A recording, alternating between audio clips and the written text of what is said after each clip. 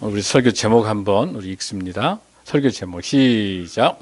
하신 예수님의 5가지 메시지. 여러분 지난주가 무슨 주일 절기였습니까?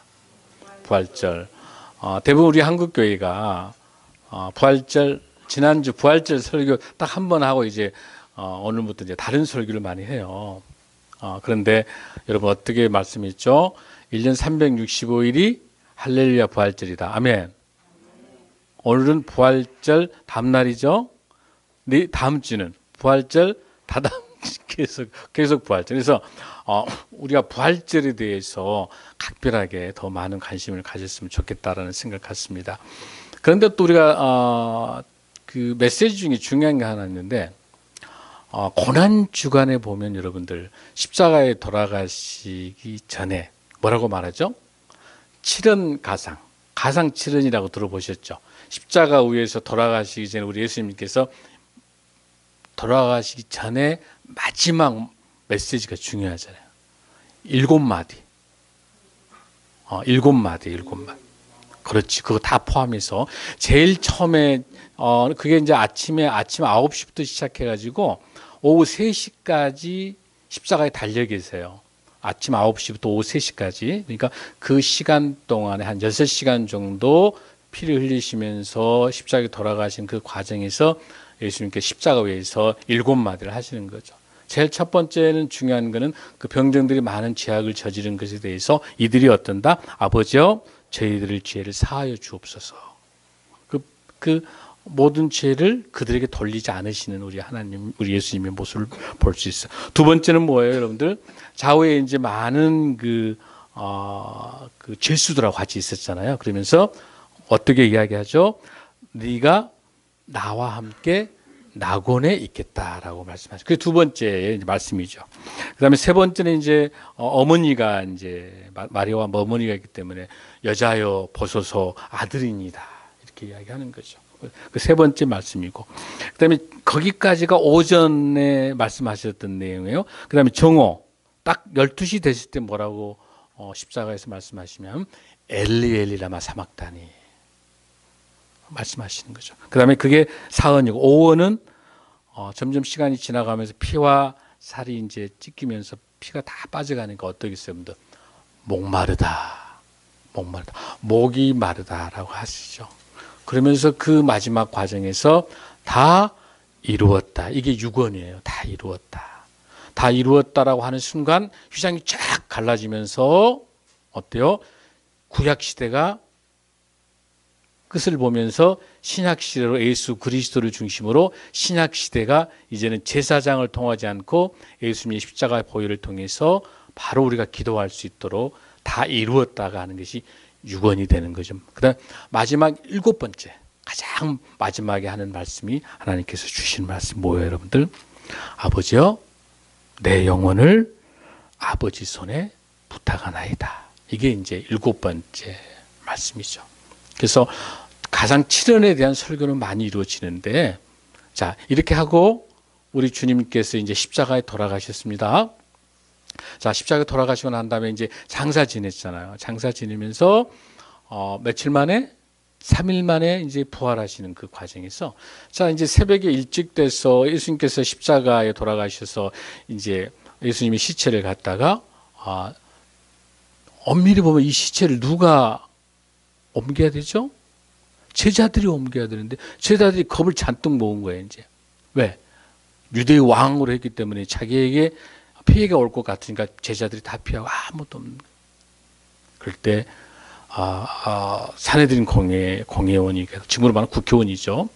바로 여러분이 잘 알다시피 아리마대 요셉이 이제 자기의 새로운 무덤을 통해서 예수님을 모시고, 거기에 이제 예수님에게 왔다가 질문하고 갔었던 니고데모, 이런 실질적인 제자가 아니단 말이에요. 이분들이 이제 와서 예수님의 시체를 이제 모셔서 장사를 지내고 난 다음에 이제 아침에 3일 후에 이제 어떻게 이야기하냐면은 성금요일을 중심으로 토요일 되니까 이제 안식일이기 때문에 제사장들이 뭐라 해요? 빨리 거룩해야 되기 때문에 시체를 없애라는 거예요. 빨리 이제 치워달라고 하는 거예요.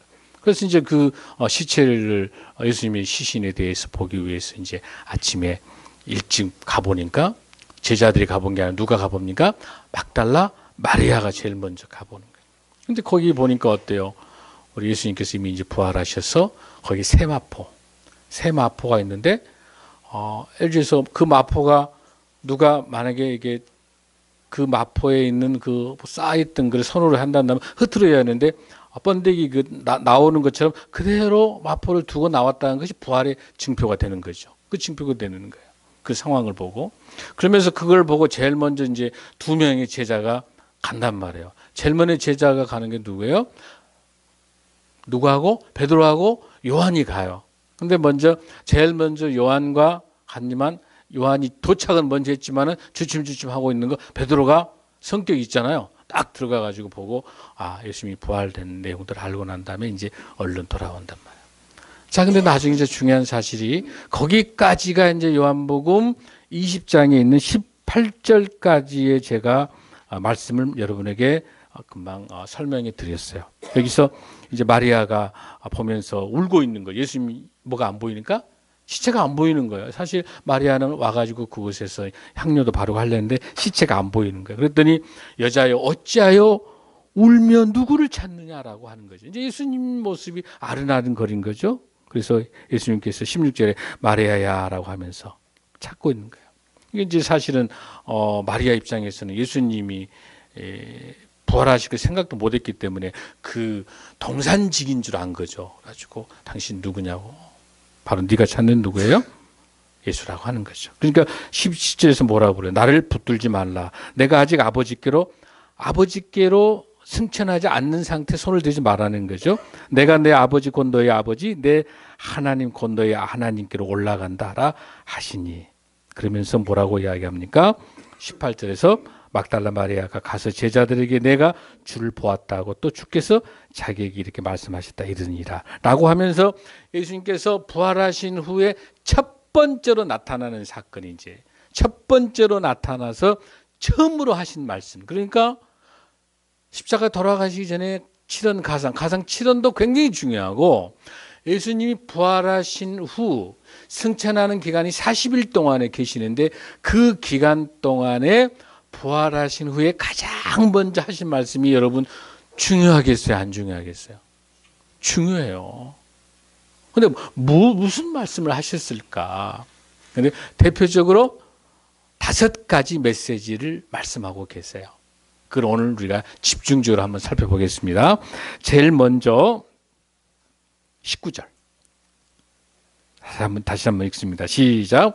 이날 곧 안식의 첫날 저녁 때 제자들이 유대인들이 두려워하여 모인 곳의 문들을 닫았더니 예수께서 오사 가운데 서서 이르시되 너희에게 평강이 있을지어다. 제일 먼저 하는 게 뭐예요? 평강이 있을지어다. 그런데 이게 뭐냐면 자 이제 예수님의 시체가 없어지니까 이제 어때요? 난리가 난 거예요 이제. 그래서 이 제일 먼저 경찰들이 와서 조사할 게 누구겠어요? 제자들부터 조사하게 되기 때문에 그 근처에 가지 않고 문을 꽉 닫아놓은 거야.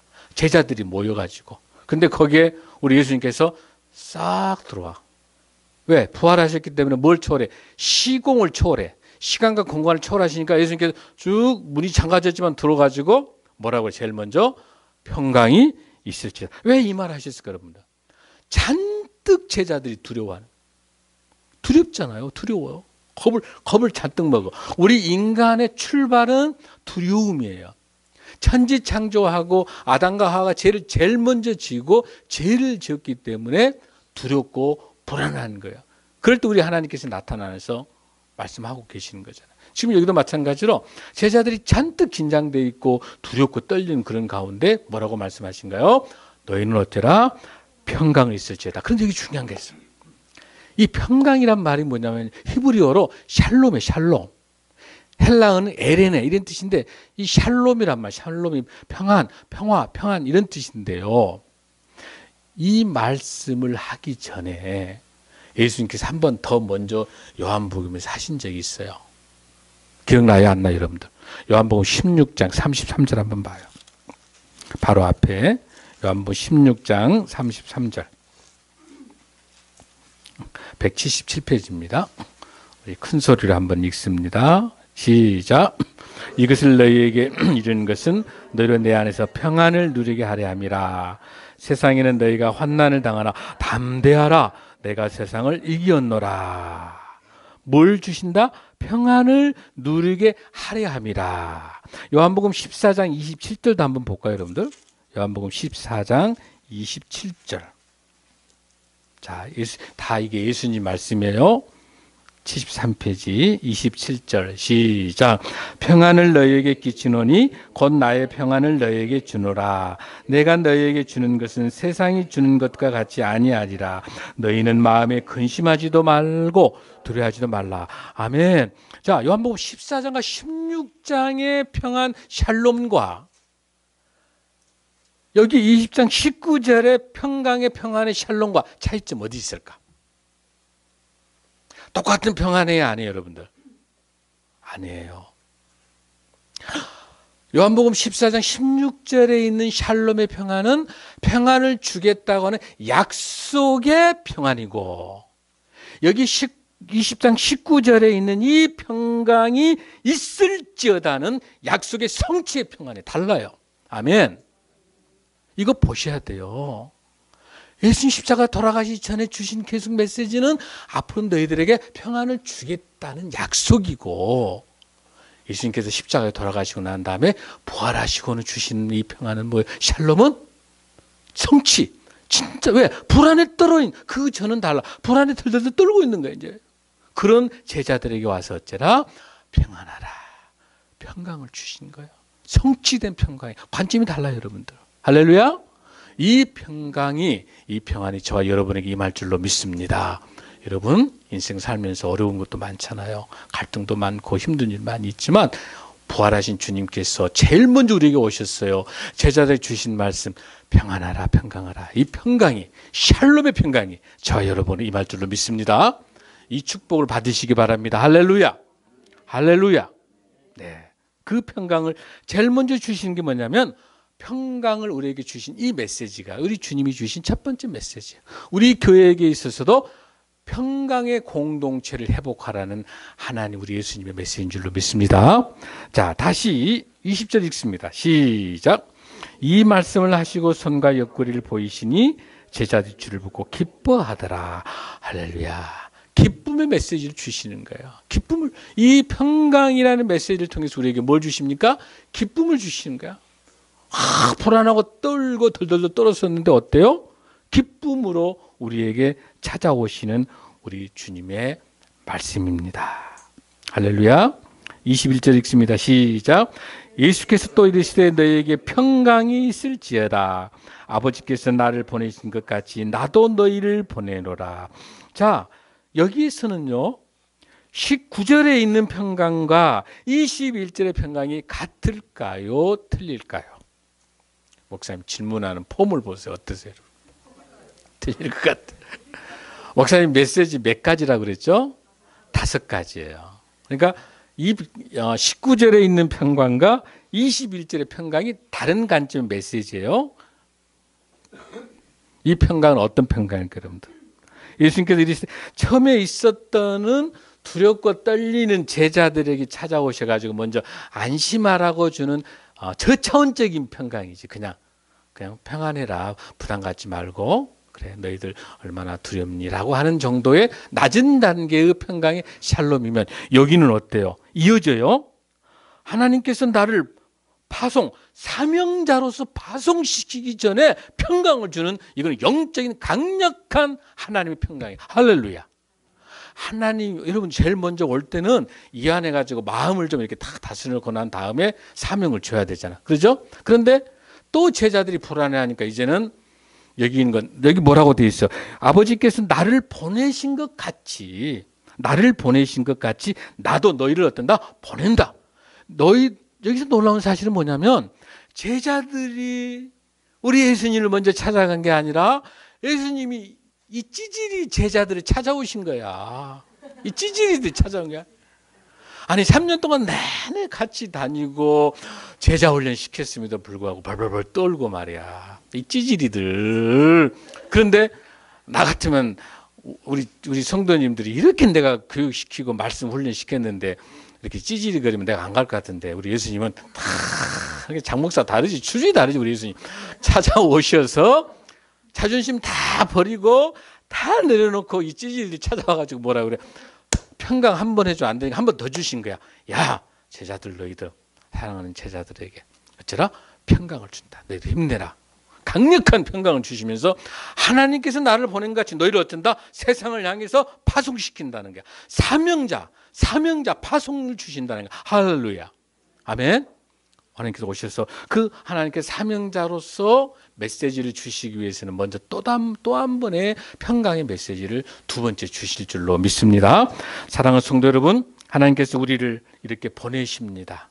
우리 교회를 통해서, 우리 생명나무 숲교회를 통해서 한국교회와 세계교회를 향해서 우리를 파송한 줄로 믿습니다. 하나님 우리를 성령 충만케 하셔서 우리에게 하나님의 평강의 마음을 주신 다음에 앞으로 우리가 함께하는 공동체, 복음의 공동체를 통해서 우리의 사업과 우리의 직장과 우리의 경험과 우리의 모든 것들을 잘 하나님이 들어 쓰시기 위해서 훈련하고 강력하게 힘을 주신 다음에 우리를 세상으로 참된 예배자로 파송할 줄로 믿습니다. 우리가 속해 있는 직장이 우리의 선교질 줄로 믿습니다. 우리는 삶의 일터의 사역자로서 파송된 사람으로서 힘있게 평강을 가지고 나가는 저와 여러분 되기를 간절히 소원합니다.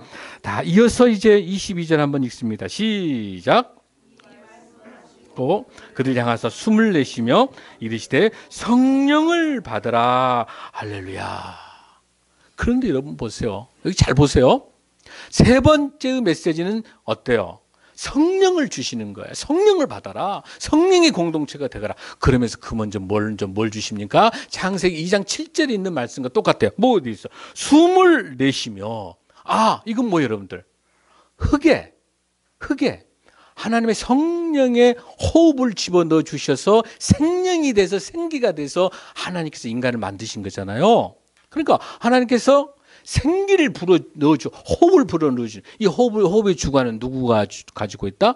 하나님의, 우리 예수님의 영역이, 예수님께서 호흡을 불러 주시면서 뭐해라?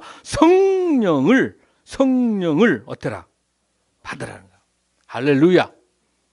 이 성령을 받아야만이 이 요한복음이 끝난 다음에 다시 이어지는 게 뭐예요, 여러분들? 사도행전이란 말이에요. 성령을 충만하게 받으라. 여기에서 이 메시지를 통해서 성령을 주시면서 하나님께 파송시켰을 때 이어지는 사도행전 1장 8절에서 어디까지? 예루살렘과 온 유대야, 사마리아, 예루살렘 온 유대까지 땅 끝까지 보내는 성령의 권능을 가지고 가도록 사도행전, 신사도행전을 쓸 수 있도록 하나님께서 우리에게 사도행전 29장을 쓸 수 있도록 우리를 어때요? 지금 이 시간에 하나님께서 성령을 받으라고 주실 줄로 믿습니다.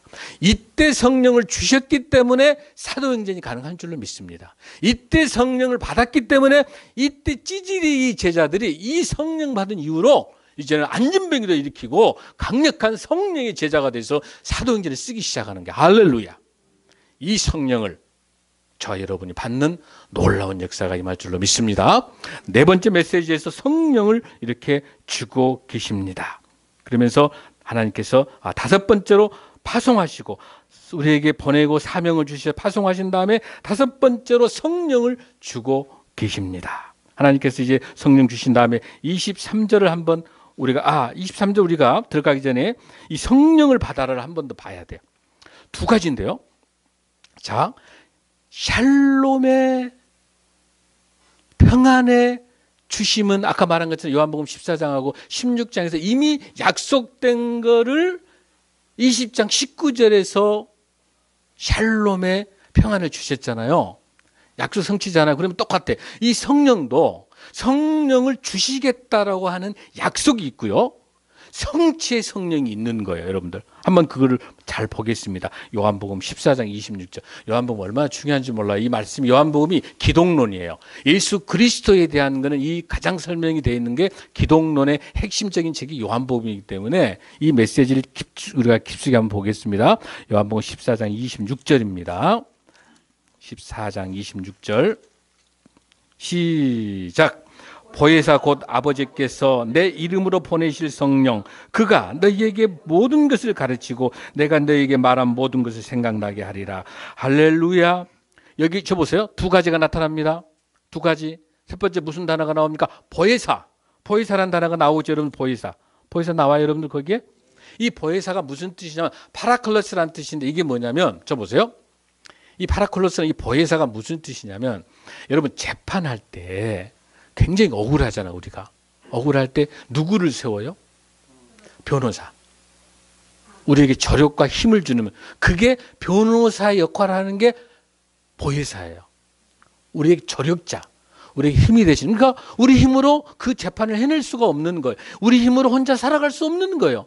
너무 힘드니까. 거기에 변호사 같은 저력자 파라클로스 이 보혜사 성령이 오셔서 그 보혜사 오시기 때문에 우리가 하나님의 말씀을 이해할 수 있을 줄로 믿습니다. 보혜사 성령이 있기 때문에 찬양할 수 있을 줄로 믿습니다. 보혜사 성령이 계시기 때문에 기도할 수 있을 줄로 믿습니다.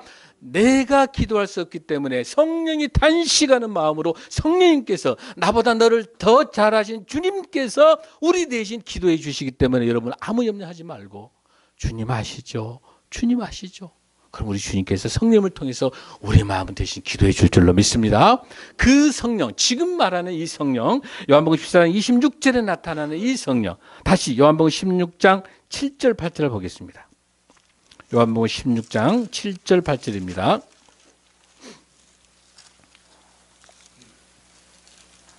요한복음 16장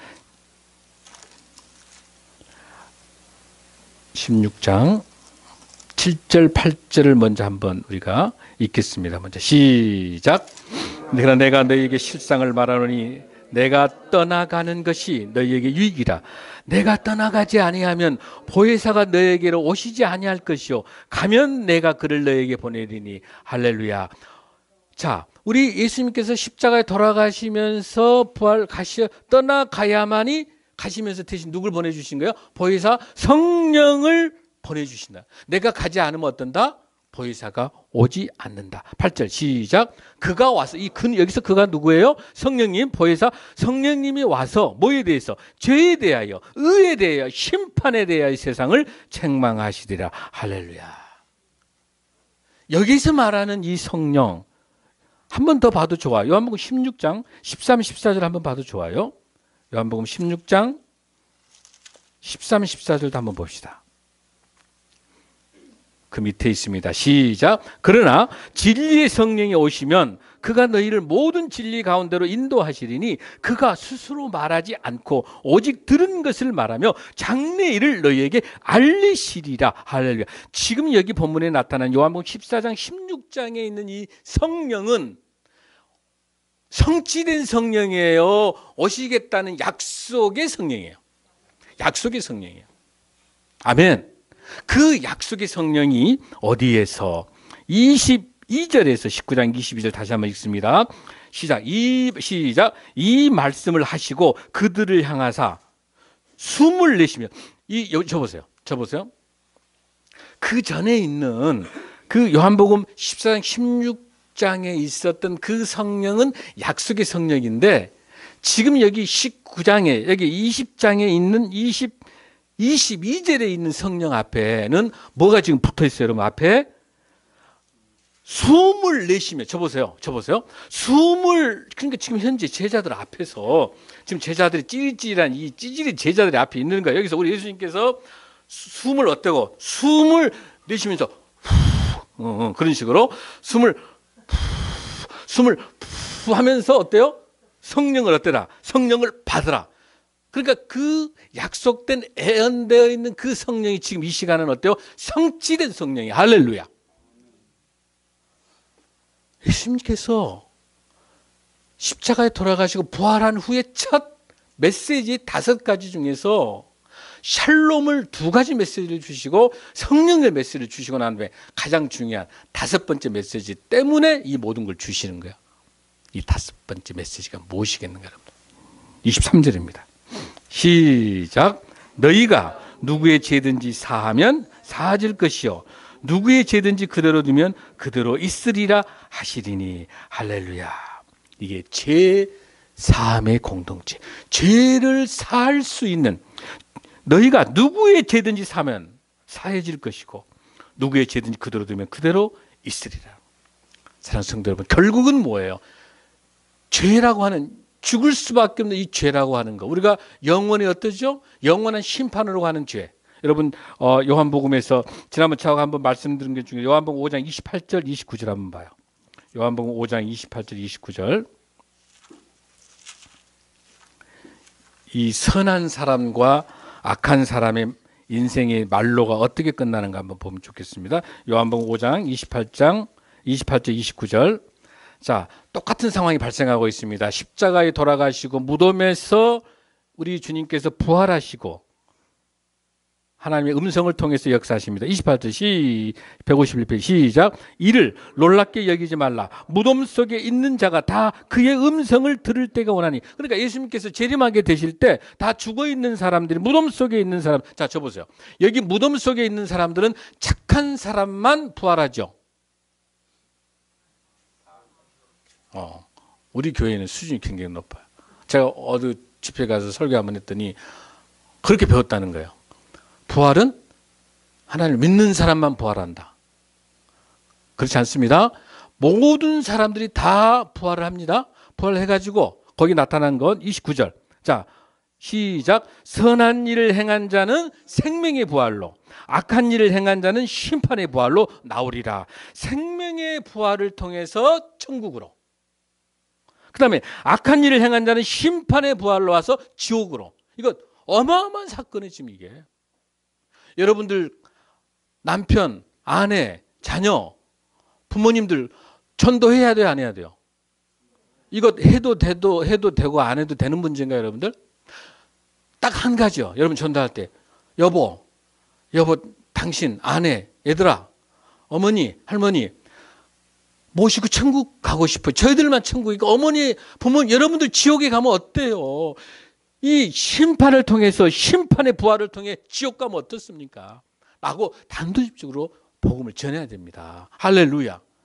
여러분들 전도되고 안 된 거는 하나님이 성령님이 하시는 거기 때문에 전도해야 돼요. 아멘. 별로 긴장을 안 하시는 거예요. 그러나 계속 전도하고 계속 말씀을 전하다가 어느 때가 되면 성령님께서 역사할 줄을 믿습니다. 그런데 여기서 우리가 가장 중요한 게 하나 있어요. 이 하나 하고 마칠게요. 이 죄에 대한 문제 있잖아요. 이거는 용서라고 하는 것을 알아야 돼요. 죄에 대해 하나님께서 우리의 도저히 우리 능력으로는 죄를 용서받을 수 없는, 사죄를 받을 수 없는 이 죄임에도 불구하고 하나님께서 우리를 대신해서 용서해 주셔서 우리가 제사를 받았는데 왜 내가 우리 이웃과 내 남편과 내 아내와 내 자식과 내 이웃하고 왜 용서할 수 없냐는 거예요. 어느 한 남편과 아내가 엄청나게 갈등이, 정말 그냥 싸워, 난리. 그래가지고 하루는 물어요. 당신 어떻게 당신 남편하고 관계가 안 좋은데 당신 어떻게 그걸 참아내냐는, 어떻게 그 남편을 용서할 수 있냐고 물어보고.